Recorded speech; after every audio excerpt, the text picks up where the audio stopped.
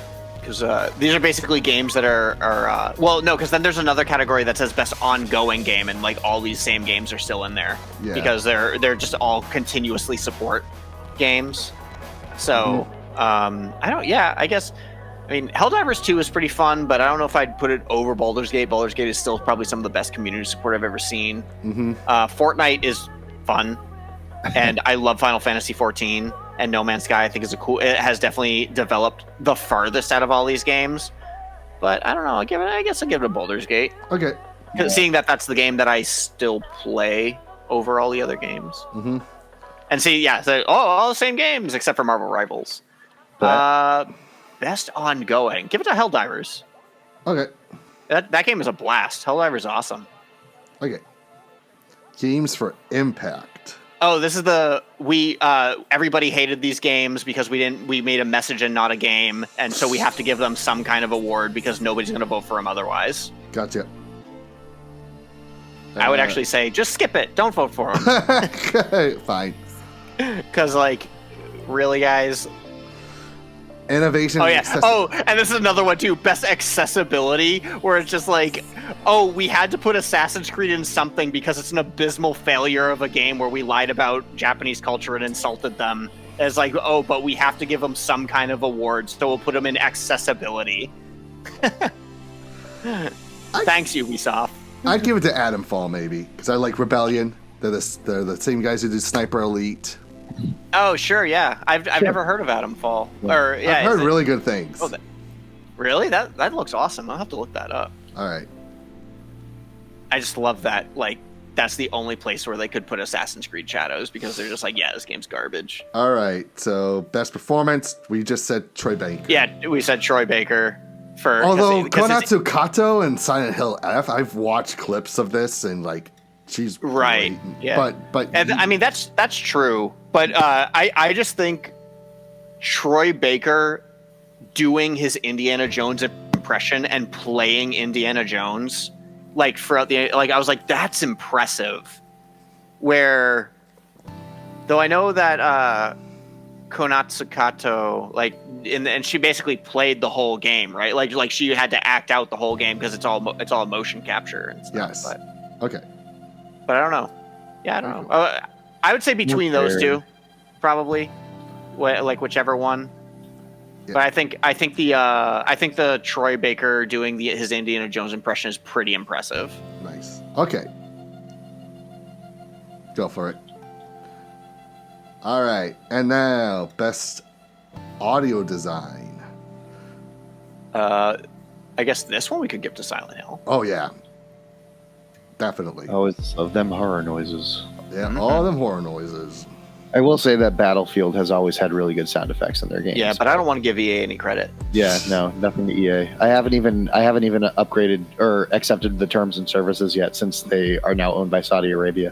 Yep. Exactly. All right, best score in music. Oh gosh, I don't know. Yeah, because I mean we haven't. This one is actually unfair because we can't even make a judgment because I haven't listened to any of these soundtracks. Okay. I like the soundtrack to Hollow Knight when I play that. There's a good lo-fi sure hip hop soundtrack for Ghost of Yote for one of the options. Yeah, but I don't want to give that game any credit. Why not? Because it's a political game, not a real game. I don't know what. I have no idea what you're talking about. Basically, the lead actress ruined it for everybody. Oh, I gotcha. Okay. Did she pull a Snow White or something?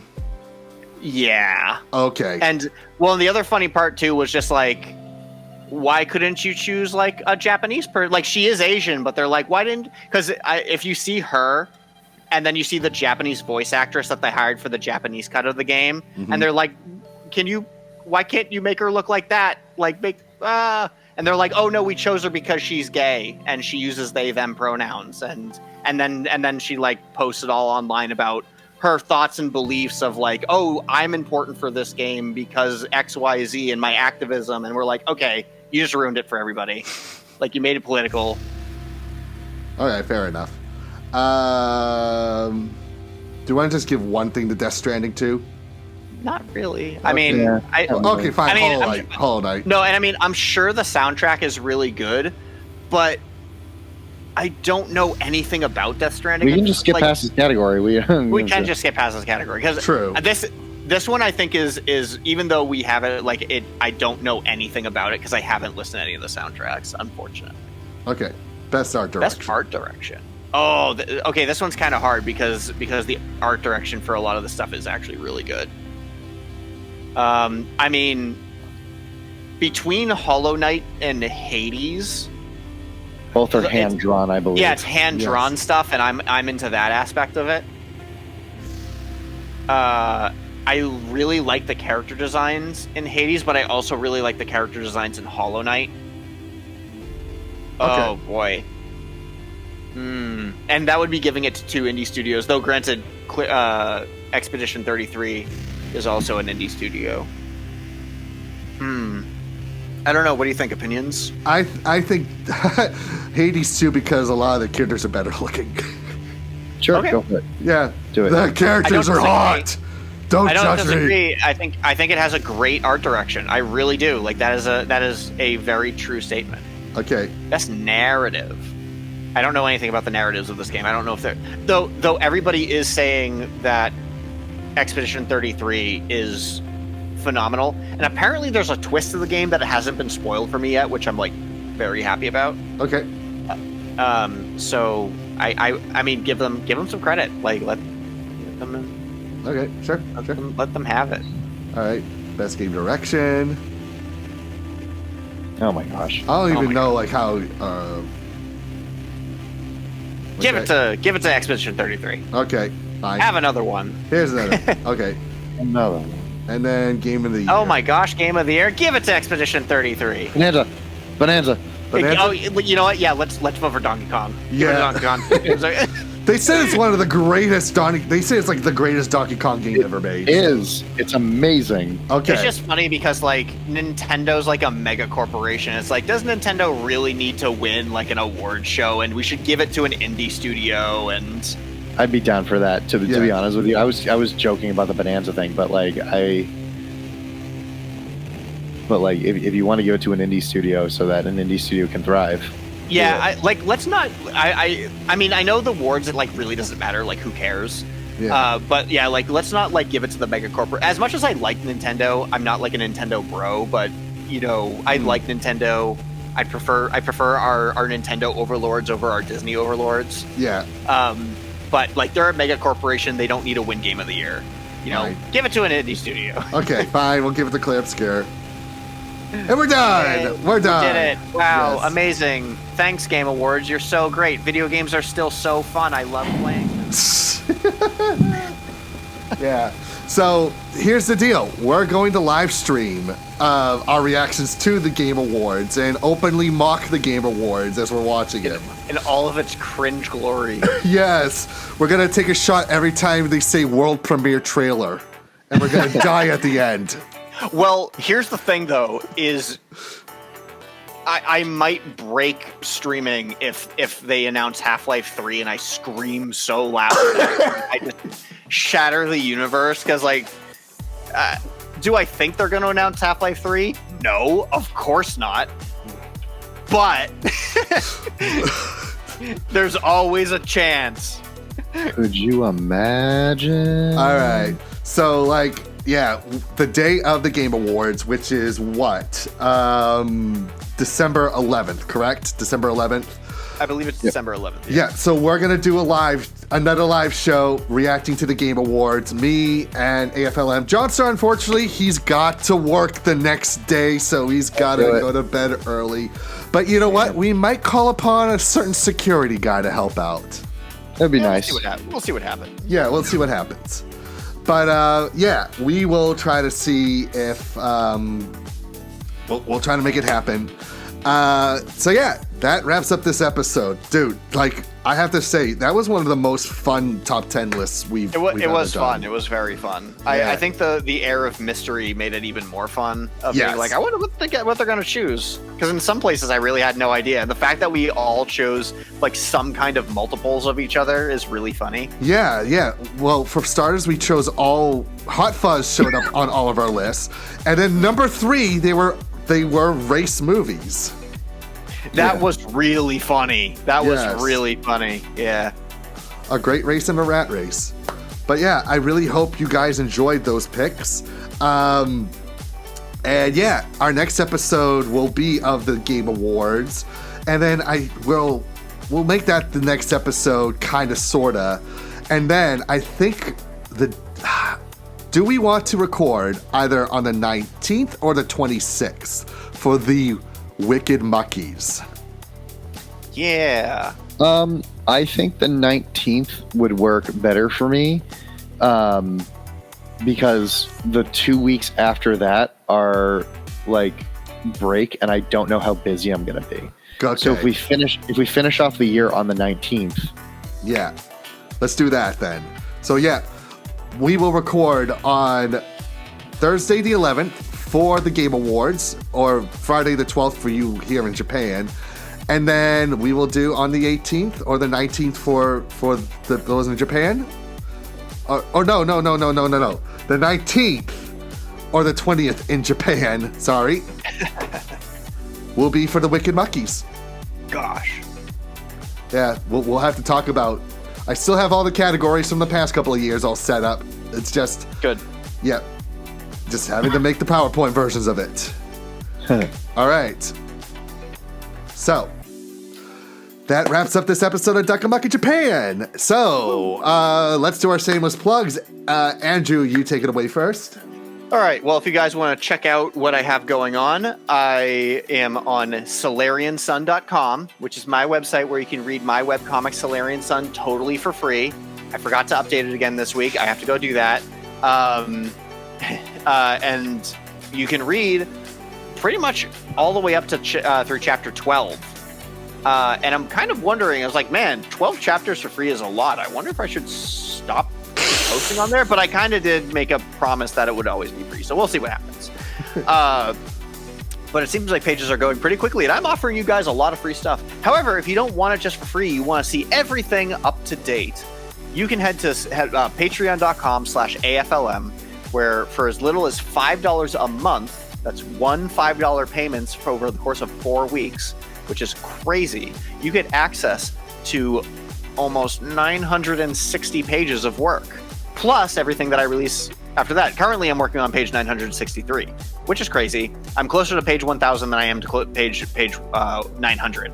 So once I hit that 1,000 page milestone, things are going to go crazy over here. I don't know. Who would have thought I was going to have 1,000 pages worth of work? Another crazy thing that's happening is Black Friday sale is happening right now. You don't even need to be a member of my Patreon. You just need to go to patreon.com/AFLM/shop and get 50% off all digital copies of the book. That's buy 2, get 2 books free. Understand? That's awesome. You can read all of Solarian Sun in its final format in digital for as little as $30. So that's over 800 pages of work. Otherwise, you can find me on X and Instagram at AFLM_art. And I believe that's all I got going on. All right, and JonStar. I'm on Instagram, The Line Block. Read my book for free. Hey, by the way, my book has just been purchased from me in a permanent installment at my university. And it is the first permanent installment that is happening at the university. That's awesome. Wow. Yeah, Congrats, I'm honored by man. it. So read it for free on my Instagram. Yes. Awesome. And of course, follow me on Twitter, Instagram, and Blue Sky King Baby Duck ESH. Here on Twitch at Duck Amuck in Japan. Our website, b3crew.com, for all of our recent reviews and podcast episodes. Coming soon, of course, Duck Amuck in Japan will have its own official website, duckjapan.com. Please save that for the time being. And like us on Facebook at facebook.com/Boston Bastard Brigade. So, yeah. Guys, great show. Let's, I gotta get something to eat. I know you guys are getting close to bedtime on your end. I have to go to the bathroom. Okay. All right. So until next time, this is your King Baby Duck. AFLM. JonStar. Reminding you, if you're going to chase your dreams, make sure you run amok. Amuck. Yeah. All right. Okay. I want to go and get a little festive. It's technically Christmas time, so I want to It get is. some Yeah, Christmas it's stuff. time to watch the Muppet Christmas Carol. Yes. Yes. It is time to watch them up at Christmas Carol and the Ref with Dennis Leary. Okay. Okay. Bye. Bye. Goodbye.